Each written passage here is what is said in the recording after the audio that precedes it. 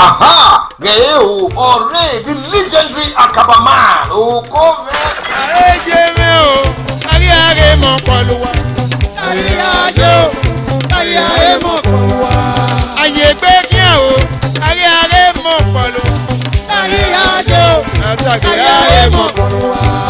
This guy will never happen before. 45 years on stage. He gave me one I wrote on him.